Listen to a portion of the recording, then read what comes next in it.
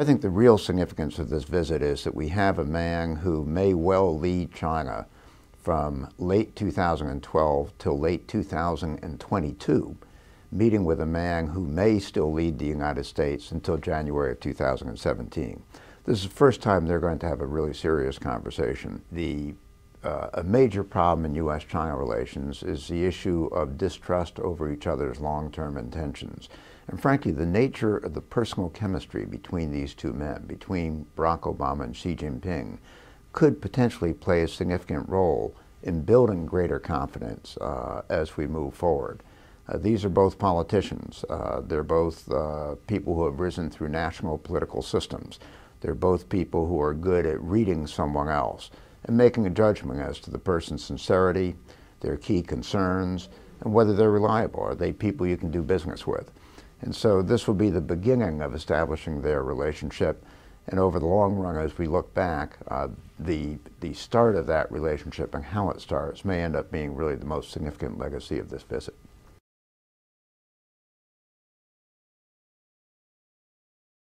They're going to discuss the major issues in U.S.-China relations, economic and trade issues. I can tell you Barack Obama is very unhappy about China's economic and trade policies. Even though U.S. exports to China have been going up more rapidly than U.S. exports to any other country in the world, he still sees them, I think rightly, as following a significantly mercantilist international policy. A lot of barriers to entry still remaining for U.S. firms in China. A lot of unfair subsidies and that kind of thing in Chinese exports to the United States and elsewhere. We'll also clearly discuss Iran, possibly Syria, North Korea, overall defense postures in Asia. So, we have a set of very wide-ranging, prominent issues on our bilateral agenda, and each of us plays such a significant role in the global economy that broader issues of how we manage the potential for European crisis will also be on the agenda. In short, they'll touch all the big issues of the day. We have that kind of relationship with them. I think actually the most important objective is relationship building. The Vice President will have time with President Obama. He will also have a lot of time with Vice President Biden, who not only will be with him in Washington, but will then rejoin him in Los Angeles for the final part of his visit across the U.S.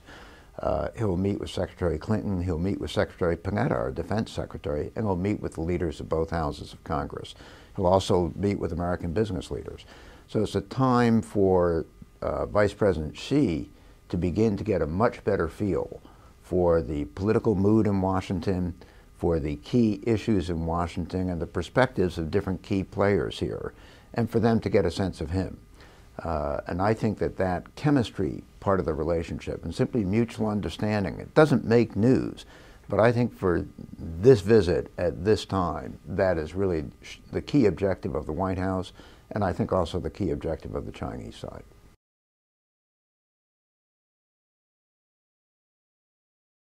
Vice President Xi, when he comes into the top spots, is going to have an extremely full inbox.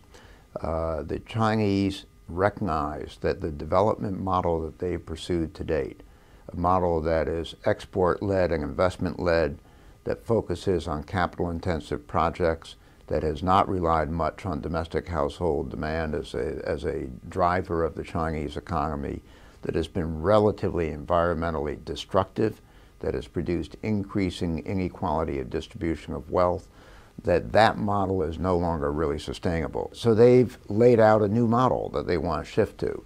I think the key issue on Vice President Xi's agenda once he gets the top spot will be how can he effectively move toward that new model. The new model, frankly, is well thought through and makes a lot of sense. It is also politically somewhere between difficult and impossible to transition to. And my guess is it will take most likely until 2014 before Xi Jinping and the new leadership are in a position to really make substantial moves in terms of the political and administrative reforms necessary to make that new model a reality.